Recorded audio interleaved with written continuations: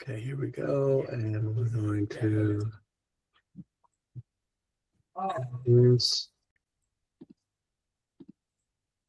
okay. SOAR began, like so many other programs at SOAR, with parents asking us, hey, you know, my kid turns 18 and they could really use another year of seasoning. Can't you do something? And so we went to the drawing board. We looked at what programs we had. We looked at what everybody else in the industry was doing. We looked at postgraduate programs. We looked at programs that had an educational focus. We looked at some classic gap experiences where individuals were having these extraordinary opportunities to travel internationally. And so we took a look at what was out there. And then we coordinated with a couple ed consultants and asked them, hey, what is missing? And at least 3 of them got back to us and said, well, to be perfectly candid, John, the thing that is missing is what you do, this sort of 2-week on, 2-week off model where you're incorporating both workshops and adventure travel and work experiences. If you could put something like that together, that would be really special. So about 10 years ago, 10 or 12 years ago, we launched our Gap at SOAR, which stands for Gateway Adventure Program. And so it was a really fascinating mix of there's communal living and all the life skills that go with doing your own laundry, doing all your own cooking, doing budgeting, learning how to live with others, and sort of that hybrid potential dormitory college experience. And then we do workshops and sometimes have educational opportunities that we can have participants become involved in and take continuing ed kind of courses, as well as a lifeguard certification, which our Gappers currently just finished, and then a wilderness first aid course that they take.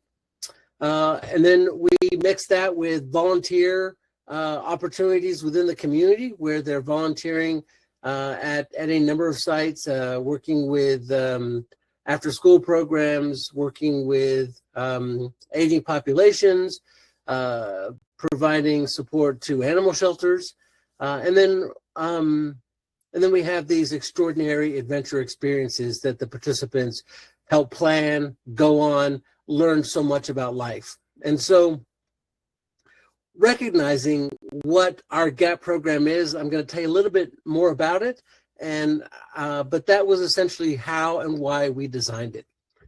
All right, let's get started, shall we? What is a gap year? Well, it's a period of time when students take a break, and it has a variety of different components. I just mentioned several of them. And, you know, one of the really interesting facets of a gap year is there aren't too many gap year programs that are actually an academic year. Many of them are now 6-week, 8-week excursions, but we're one of the few programs in the country, few gap year programs that actually have an extended time frame where the participants are with us for both the fall and spring academic term. All right, so as important as what a gap year is, it's also critical to understand when it is not. A gap year is not a year for kids to hang out, to play video games, to lounge on the couch or in their rooms all year, to sleep and stay up late and to sit passively by and wait for something to happen. All right, a gap year is a focused bundle of time where you are preparing for whatever the next transition in your life is going to be and helping set yourself up for success in remarkable ways. Now, specifically, here's how SOAR can help make that happen. And I forgot about this slide. This is really critical because, you know, studies at UNC and other colleges indicate students who take a gap year outperform those who don't, right? College at Harvard, if you got a letter, it said, hey, welcome to Harvard. Have you considered a gap year? 90% of students who take a gap year and do it in a thoughtful, purposeful way return to college the next year if that was their intent. And then this is really quite staggering to me, but those who take a gap year, those, the males typically outperform incoming female freshmen. And that's a stat that may not seem important to you on the surface, but incoming female freshmen significantly outperform incoming male freshmen. And so if you've taken a gap year and you're on par or exceeding some of those expectations, that really speaks to what that can do for the neurotypical population. But what about us? All right. And so here are some of the advantages that we've created that we believe taking a gap year for our neurodiverse community is going to create for you. It's going to help our participants clarify career interests and goals. It's going to develop organizational skills and life skills that are going to be critical to their success as they move forward into any experience that they want to try and adopt. For some who are feeling burnout, it can help renew a passion for academia or a willingness to sort of engage back into the classroom. So many of our kids experience a really bad case of senioritis, and so being able to take a break from that. Pardon me. Being able to take a break from that is really, really critical. It helps our participants become more mature, and recognizing that a lot of our kids are a third less mature than their neurotypical peers, that's incredibly critical. I would say that it is the exception, not the rule, of a young person graduating from high school with ADHD or a learning disability that are truly ready to embark on that journey without significant support systems in place. It helps kids discover their interests prior to going to college or career, so they can kind of laser in and focus on things that really matter to them. Our program has a international component that really gives a cultural perspective about what other communities are how they live and how they eat and how they survive with so much less than we have here in the United States. And certainly employers really seek grads who are well-rounded. And so do college and universities. They're looking for people who have true life experiences that bring something to the table. So let me finally talk a little bit about our young adults with ADHD. We know that they're easily distracted. As I've mentioned, they're up to a third chronologically less mature than their peers. We know that one of the classic issues and challenges they have is they are somewhat disorganized and have difficulty completing tasks. They can do multiple things all at the same time. They struggle to kind of actually facilitate and get anything done. And then we also know that they're impulsive and reactive. And that reactivity can sometimes be a real barrier to developing really healthy social relationships, because they overreact to common stimuli, and they sometimes input motivation into an interaction that was not originally intended by the individual they're interacting with. And so these are some of the components that really make having a gap year for young men and women diagnosed with ADHD and learning disabilities a thoughtful idea about how to move forward and approach, giving them one more year of seasoning, giving them an opportunity to develop some critical life skills that will help them overcome some of these issues, and then helping them become a little more attuned to what creates the best version of themselves as they are moving forward. All right, so are there any questions so far? All right, none yet. If any of you have experienced a gap year, I would love for you to throw that in the chat and let me know if any of you have done that. And then certainly a question, given the extraordinary adventure I'm about to describe to you, how many of you wish you could have done something like that in between high school and college? What happens for so many of our kids, that's right, Caroline, what happens for so many of our kids is they launch and this is all of our kids. They launch out of high school right into college, and then out of college into a job work environment, rather than having some of these really incredible, tangible life experiences that, quite frankly, absolutely build the fabric that creates the tapestry of your life. And unless you are engaging in thoughtful, really incredible ways to build that tapestry, then you're missing the zest of life. You're missing the opportunities that make life a much more powerful and dynamic experience for you. Okay, so a gap year at SOAR, a few more things. We're focusing on self-awareness. We're focusing on confidence. We're focusing on accountability and a strong sense of personal responsibility. We're trying to create grit in our participants. And I can tell you, having been in this industry for the last 30 years, I have seen a tremendous reduction in the grit of young folks. And there are so many reasons for that societally, but developing an ability to be resilient is maybe one of the most important things that we try and impart through our experiences. We're trying to create an increased level of maturity and self-confidence and ability to kind of engage in the world based on what you want, who you are, and what your needs are. And certainly we try and create an opportunity where kids can have an understanding of what's really important to them versus what they thought was important, but these are the things that really mattered when you stripped everything else away.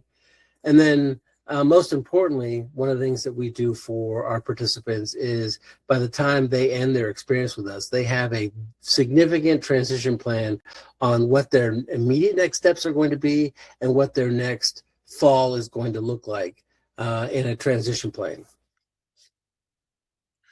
So here are some of the benefits for kids who are going to college after our gap experience. We help resolve academic burnout. We hopefully have ignited some curiosity.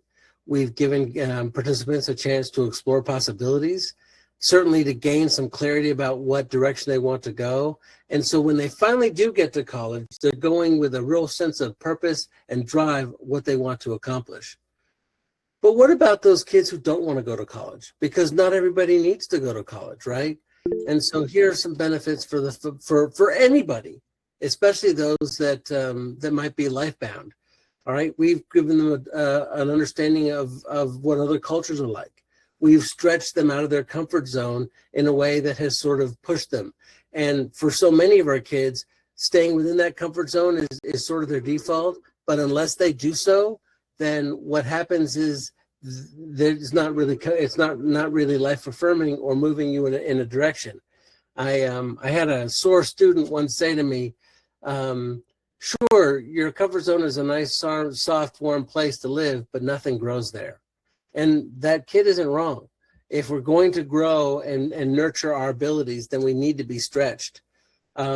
Certainly, we're going to increase the sense of what is important to you. All of our participants this year, I facilitated with them a mission. They came up with a personal mission statement. And so definitely moving forward there. Coping skills and developing many coping skills as they are going to experience some of the trials and tribulations of life. They're going to become problem solvers and learn problem solving processes that are effective.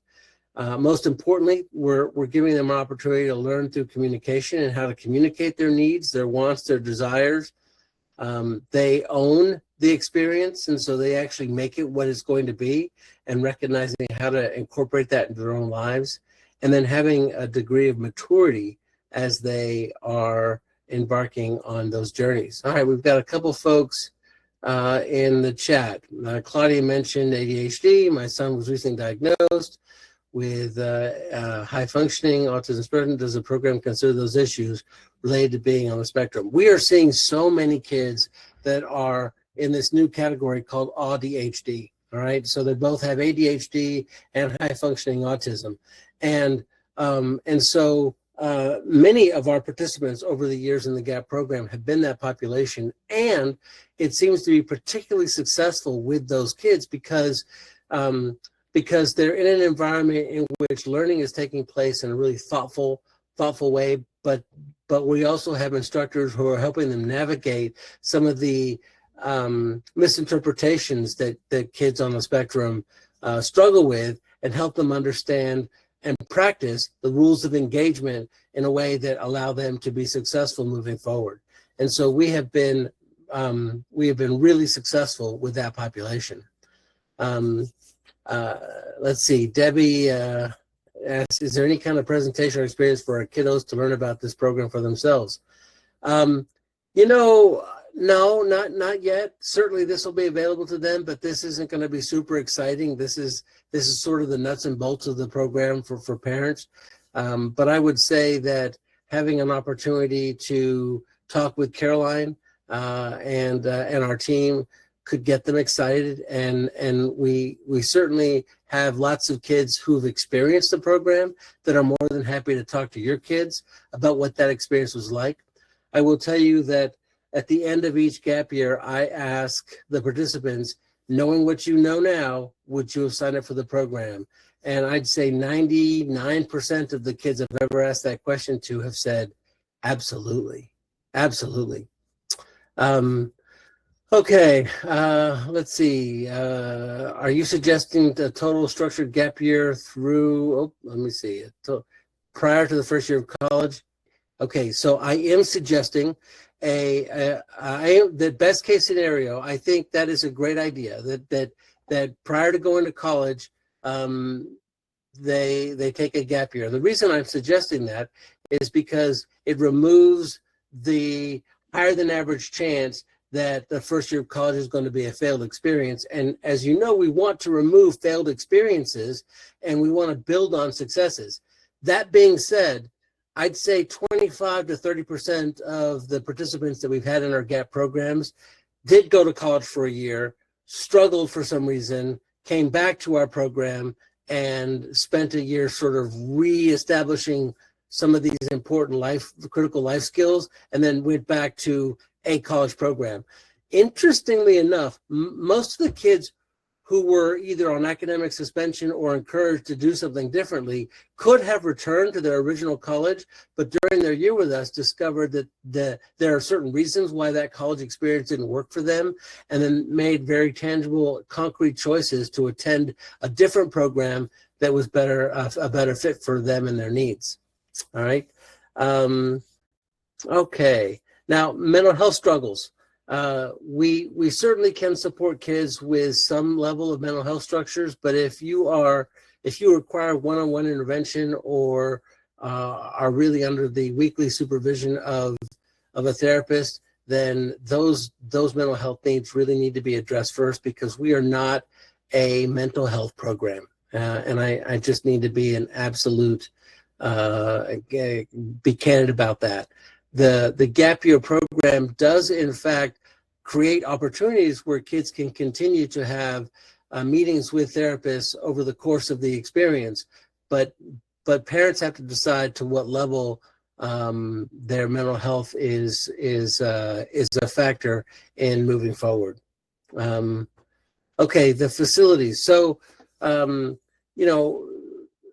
we're in a state of transition, and so we are choosing between one of two facilities. The current facility is in Maggie Valley. We also have a facility here in North Carolina that we may be utilizing. Both have dormitory style living, but the sleeping spaces are rustic and are all kind of in one room together. But there are opportunities, there are hangout spaces, there are spaces where they can at times play video games or enjoy movie nights together. But again, so much of the program is spent and in more remote locations. The average size of a gap year class is between 10 and 11 participants only. It's designed to be small, and it's small because the experience is so tailored to what our participants are looking for and can benefit from. All right, I'm going to jump back into my slides, and then if we have additional questions, I'll come back to those. Great questions. Thank you so much. If my answers didn't quite meet your needs, feel free to become more specific in your question, and I'll certainly endeavor to try and provide a better answer. All right, so we've looked at this benefit will benefit everybody, and then we saw some specific benefits to a college-bound student. What are some of the pillars of our gap year experience? Well, in 1987, Stanford did a study on the themes of successful adults with learning disabilities.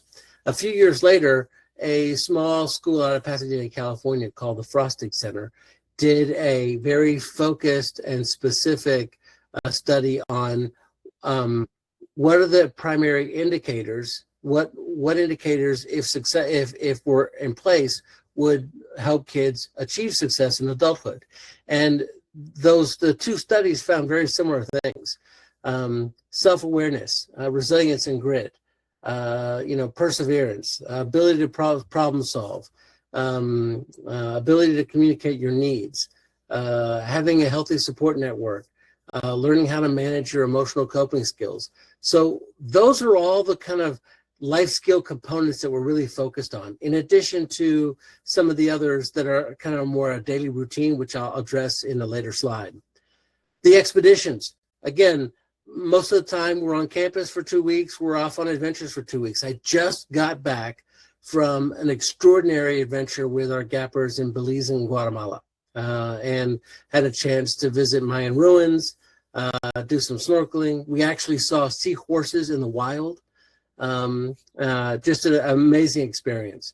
We've got different workshops, like some continuing ed credits, as well as lifeguard certification, wilderness first aid certification, how to manage your finances, how to search for an apartment, looking at leases. If you want to get involved in investing, how do you go about doing that? And then, of course, some of the community involvement and volunteerism that I've already mentioned. All right. So what's a day in the, pardon me. What's a day in the life of a gapper look like? All right. So on the expeditions, the morning starts with the meal prep. They participate in their adventures. We have a roll card system where everybody has a different role each day, from whoever the group leader is to whoever is running the evening meeting. And each day we do a reflection on what that experience that day was like and what we learned from it, how we worked on our goal and maybe the goals that we have for the next day. While at base, again, some of those things are the same, but mostly there's that whole work volunteer, or we're doing community ed courses or workshops. Here are some of the day-to-day life skills that we're working on every single day of the program. Executive function, that organizing our thoughts and planning out our day and planning out anything that we're going to be doing and exercising those parts of the brain. Working on organization.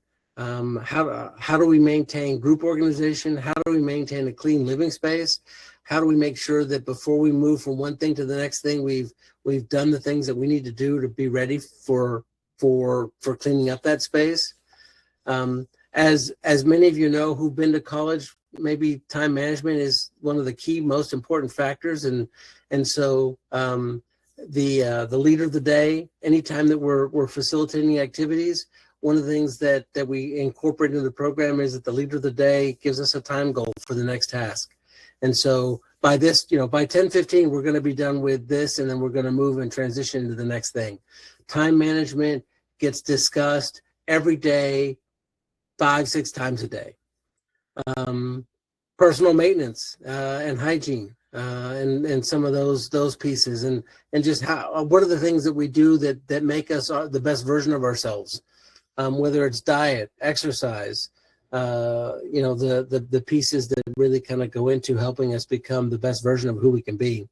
And then certainly one of the great things we've got is social interaction, and we've got mentors who are with the participants all the time, but are able to guide social interactions that have gone awry, or have thoughtful conversations about how, what are some of the common pitfalls in social interactions and social relationships, and what can we do to help create that better experience. And then sometimes, if need be, we will facilitate conversations between individuals to help bridge the gap and allow them to start creating solutions to interacting with each other. All right, back to the questions I've got at the end or off during the SOAR gap year. Does the staff help guide gappers to the next step, college or something else? During the experience, we are coordinating with individuals on the GAP program on helping them fill out college applications. We'll actually do some college campus tours. But right now, I don't have a program that continues to help you facilitate continued support for your gapper beyond. We're working on something. Something may be available in the coming year that will be available to you or your gapper as a continued add-on expense. I will also tell you that your participation is required during the gap year. I host a monthly webinar during the GAP program, helping you learn and experience some of the best strategies for helping nurture the resilience and independence of your kids. And they go hand in hand with things that we're doing with the gappers while they're in the program. So while they're having this extraordinary experience, you're also experiencing an opportunity to learn through a series of workshops what is happening and what are practices that you can shift, modify, or develop in your home, so that when the gappers return, there's a little more continuity between what is now going to be, and the experience they've been having at the gap year. Another question: generally, how many young women participate in a cohort?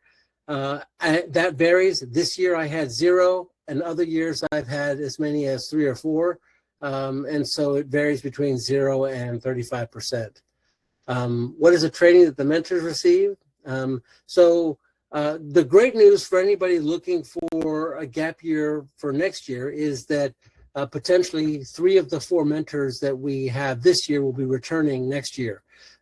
Typically, they are individuals that have some experience in our other programs, have been through extensive training both in developing and learning how we operate in our summer program, and then experience working with our population of kids. And we do a training experience with them right before the GAP experience starts. And then we have a leadership team that continues to provide support and guidance throughout the 2 semesters as we are nurturing the development of our mentors. Does the student complete work that leads to credit for college class during this time? Right now, that is no longer a part of the program because of the instability with some of the personnel issues they have at the local community college. They have, and so we're really looking at helping develop some continuing ed opportunities, but we no longer have a credit that leads to a college credit that is part of the gap year experience. Okay, all right, now we'll continue on with our slides. All right, so I was talking earlier about life skill development, right? And so a big part of that is social media. And we recognize that, staring into our phones as we're walking, this phone has become such a massive part of our life. And there's a time and a place for this. And so while our gappers have access to this technology, we try and limit it in thoughtful ways that allow them learning how to practice putting this down, putting this away, so they can focus where they need to focus, how they use social media in a way that is both thoughtful and productive in their lives versus all-encompassing. We talk about screen time and when is the best time for screen time and how much screen time should we have. And I will say that we've had mild success with this. The screen is such a powerful draw, and so for many of our gappers, this becomes a lifelong battle that they're going to have to wade to help overcome and develop the skills necessary to be able to put down and stay away from screens. But we certainly do talk about and limit the amount of time, screen time, that our participants have while they're with us. Cooking and nutrition is a huge part of our program, and gappers are planning, purchasing the food, cooking the food, cleaning the food, the works. They're learning how to do cooking and nutrition in a really thoughtful, productive way.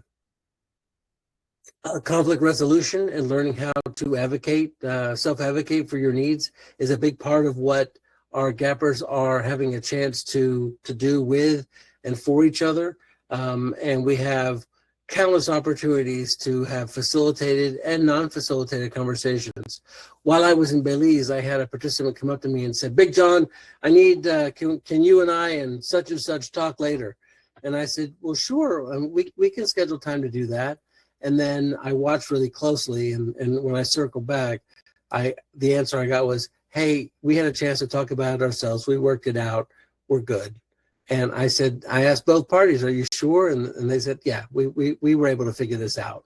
And so now again, we're nearing the end of the gap year experience. They only have another half month left of program, but I'm so proud of the kids who are as they're able to develop these skills that we're teaching them and actually put them into place and use them.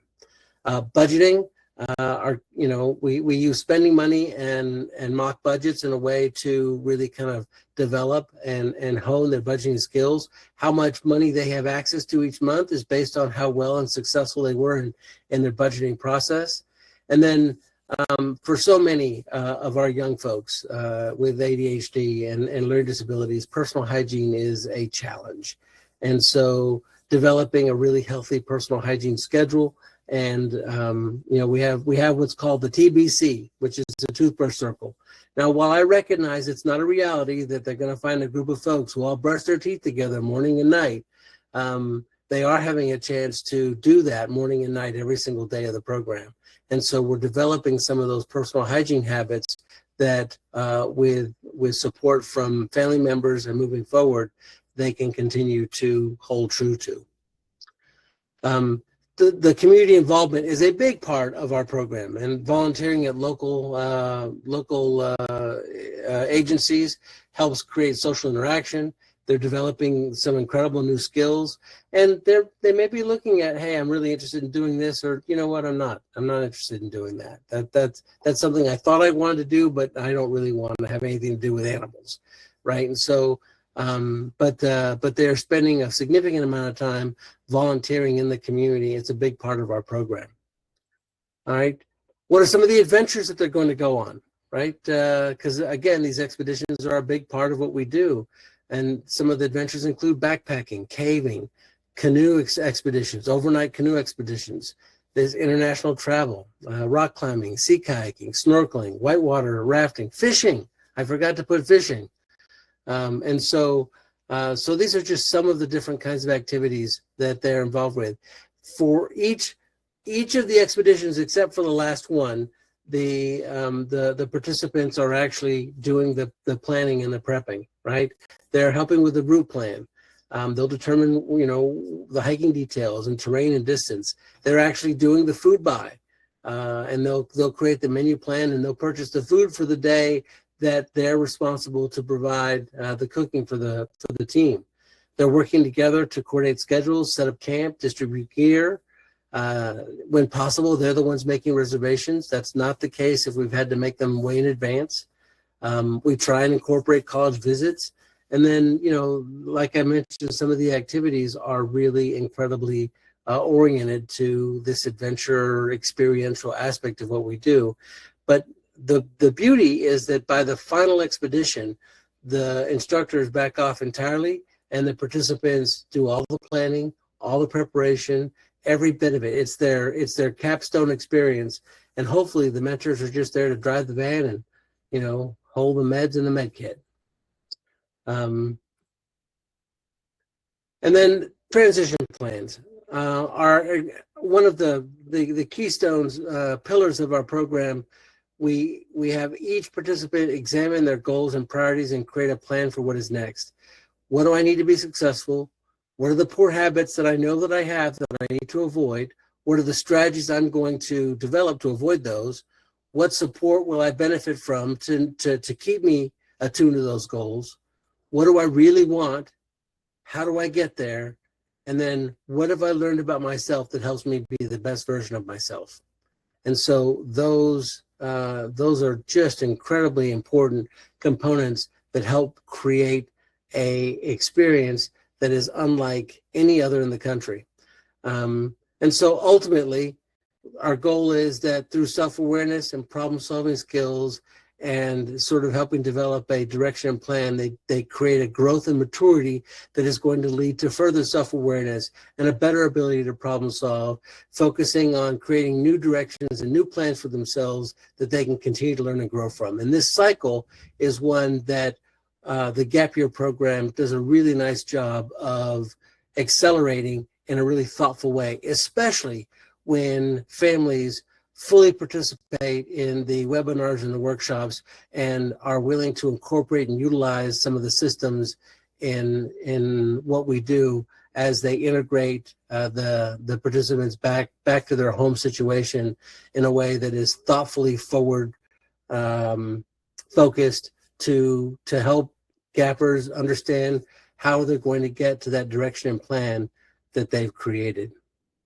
Okay, so that is the focal point on the Gap Year experience. Have I done any formal informed research on gappers are doing 5 to 10 years out? You know, I wish I had time to do that. I check in with some gappers, but this next year I may have some time to reach out and try and talk with and find out how my gappers from years past are doing. But right now I do not have those stats. I only have stats from the gappers that I stay in touch with. And I can give you a couple examples. One young gapper that I'm continuing to interact with has gone on to become a fully certified mechanic and is just found a new job working for Hyundai and is super excited about that. Another gapper that reached out to me not too long ago is working as a EMT on a as a paramedic. Another gapper that I've spoken to went back to college and is having lots of success and utilizing some of the courses strategies that they learned here. And so I do plan on doing that. Let's see, how soon does the program fill each year? My son is a junior in high school and would likely benefit from participating, but it may take some time to get him to agree that a gap year is best for him. The easy sell for this is you're going to be learning all kinds of incredible, you're going to get a chance to go rock climbing and snorkeling and sea kayaking. But the program, it varies. You know, this time last year, I was already full. This time for next year, I still have, I think, 4 or 5 spots available. All right, having gotten the questions out of the way, are there any additional questions or thoughts that anybody has? I'm going to go ahead and share the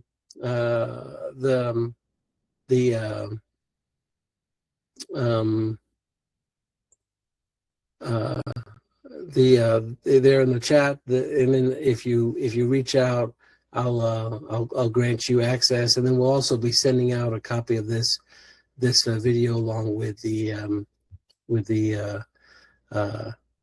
PowerPoint. Any other questions? Okay, well, hearing none. Oh, breaks during the gap year. Oh, great question.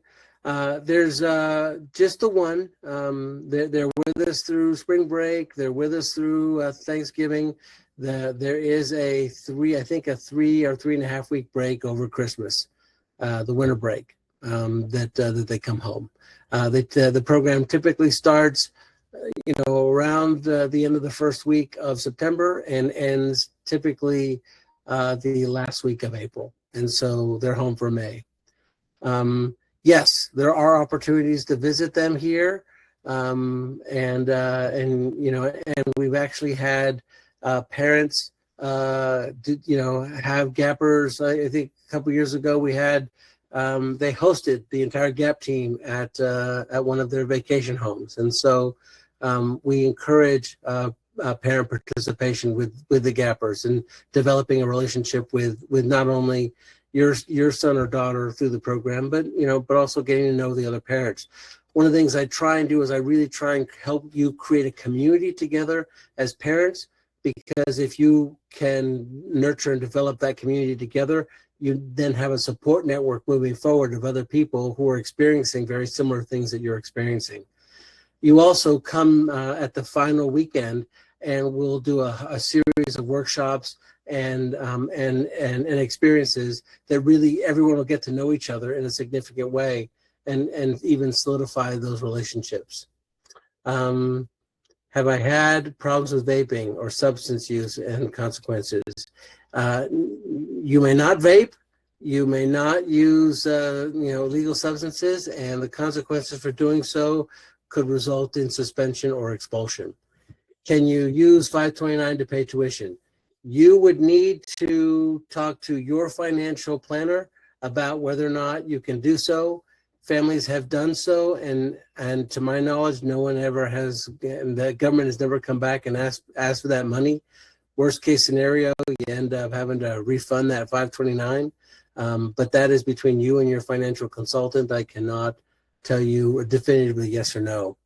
Haircuts, entirely up to them. That is entirely up to them. What their hair looks like, how long it gets, how short it is, what color the hair is. They are adults, and that is entirely up to them. What about nursing if needed for injury or something? So one of the things that that most of our instructors are either a wilderness first responder or at the very least are wilderness first aid, and so which means that they are trained on providing definitive care in a wilderness setting that goes above and beyond what basic first aid and CPR can do. But if they are injured and they carry something called a Garmin InReach Mini, it's a little satellite system. You push a button and help is on the way. These are great questions. Caroline. I just wanted to introduce myself, if that's okay.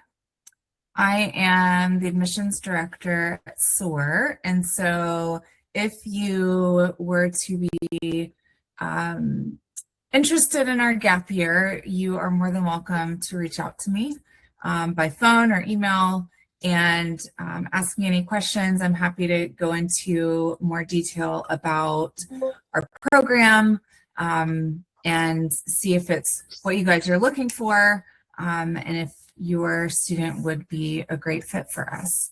And I can put my information in the chat so you guys can reach out, but I'd love to chat with you.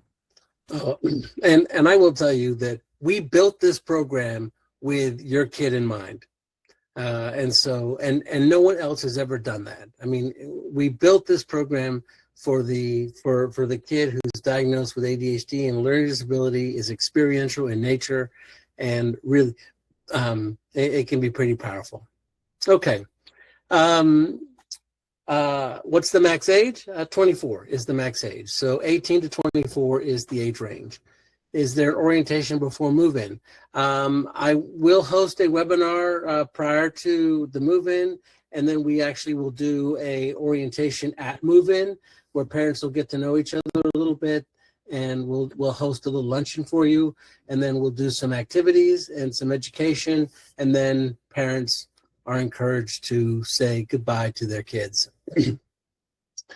You say there are 4 or 5 spots. If they don't get filled with a year, absolutely. And I will tell you that since we launched this program, we've never had a bunch of open seats. This is a premium experience that is so thoughtfully put together that that families find us, and typically their reaction is, oh my God, I finally found the thing I've been looking for. So, um, all right, Hannah reminds you that next month's webinar registration is live, and certainly if you're, if you're going to experience a summer with us, we do have a program in the summer for young men and women the ages 18 to 24 called First Ascent. We have one both in North Carolina and Wyoming, and so there is an opportunity to kind of give us a try. The challenge of waiting until the end of that experience might be that the spots are no longer available. We are located, the Gap Year program is located in Western North Carolina. The closest airport is Asheville. We have families sometimes fly into Charlotte, Greenville, Spartanburg, and then sometimes even Atlanta because it's cheaper, but flying out of Atlanta is just a real pain. Are there any special considerations we should be aware of for young adults with food allergies? Sure. We're pretty good. We can accommodate most food allergies. Recently, someone asked us, hey, if they choose to go back to Belize, because the kids choose between Costa Rica and Belize. We have two different itineraries, and then they make a decision within that first month of the program, and then we're going to facilitate in the spring. Could you work with somebody who had celiac on that course? And that might be tough. We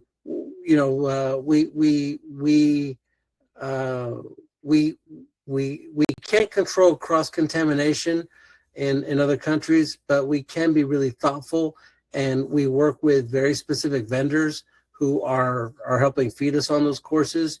And so we certainly can provide as much support to that as we can. But we've had kids who are gluten-free. We've had kids who have peanut allergies. We have kids who are vegetarian. We've had kids who are vegan. We've had kids who were lactose intolerant. We're well versed in dealing with dietary restrictions. Let's see, is the trip included in the tuition price? Yeah, the tuition is all inclusive except for the spending money that you are providing them on a monthly basis. And we have very specific ways that we want that spending money distributed in a way that we can control it. But yeah, it's the price of the course is the price of the course. It includes everything. All right, back to personal hygiene. Hair is all their choice, which I get. But part of my son's challenge is sometimes to do with shaving, showering, etc. Do you encourage routine around these things? We do encourage routine around shaving and personal hygiene. Their showers aren't always going to be one of those systems where we're like, shower if you want to. The truth is that they're going to be expected to shower on a routine basis. And we'll be really candid about, you don't want to be the stinky person, right? And we'll be thoughtful about those conversations. If you decide you want to grow out your facial hair, that's fine. Because that is up to you. But maintaining a level of hygiene not only is responsible for your own self-care, but also you're part of a community and you have a responsibility to the remainder of that community. I will also tell you that we have a level system that I didn't mention, and the level system and we have a very complicated, wonderful system called it's a passport. And each week you're meeting with your mentor and determining how well you did on the goals and objectives and the different areas that we're working on. And if you have certain number of weeks in a row where you are achieving success, then you move up a level, and levels have different opportunities for less restrictive environments and the ability to sort of create the experience even tailored more to yourself based on the amount of support and freedom that you're going to need based on the level you are. That is incredibly thoughtfully put together, that helps nurture that growing independence in our kids. And so personal hygiene and maintaining a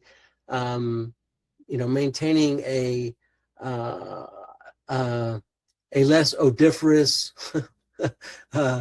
reality around other people is going to be something that we're talking about. And we're also doing, you know, I think, you know, brushing your teeth is not something that is really optional. We are doing a toothbrush circle. And so there are certain things that, from a personal hygiene standpoint, that we can promote in a really healthy, positive way. Do you find continuity between summer campers and GAP attendees? Yes, we do. Certainly, a lot of the same issues that our campers have, our GAPers have. The program, the First Ascent program, is only mildly flavored like the gap year. The First Ascent program might be more representative of what the very first expedition in the gap program might look like, but with less sort of intervention and planning on the participants' part.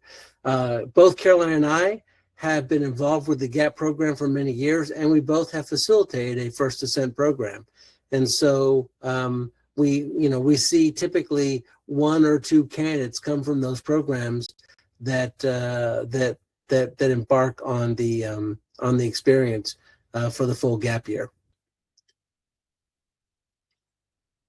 All right. Any other questions? Well, I would like to thank all of you for your thoughtful engagement in this webinar. I hope that we certainly have answered some of the questions that you may have about this experience. You are welcome to reach out to Caroline and continue the conversation about attending. I think this is, don't tell the other programs at SOAR, but this is my favorite. Like, it's not even close. I absolutely love the growth I see in these kids, and I love the relationship I get to develop with these families, and it is an incredibly important and powerful thing that is happening at SOAR. So, sorry. Anyway, thank you all so very much. I appreciate your attendance, and I look forward to connecting with you in the future. Please don't hesitate. All right, bye-bye.